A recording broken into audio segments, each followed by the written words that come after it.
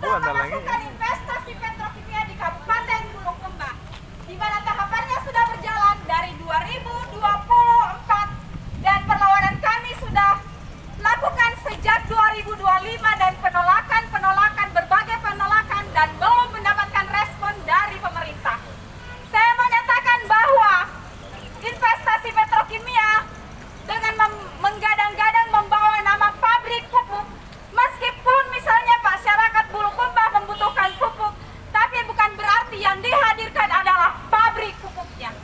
Tapi bagaimana mengatur regulasi sehingga pupuk itu memenuhi permintaan sesuai dengan kebutuhan petani di Kabupaten Bulukumba. Lalu kemudian ada amonia. Amonia jika dibandingkan dengan Bantaeng yang mengelola nikel, itu daya rusaknya jauh lebih besar dengan dampak yang kronis. Teman-teman dapat mengakses informasi terkait ini di internet, bahkan bagaimana amonia ini dalam jangka waktu 5 tahun itu bisa memberikan dampak yang luar biasa terhadap pencemaran udara, tanah, dan juga air. Seperti yang kita tahu bahwa pemerintah mengumumkan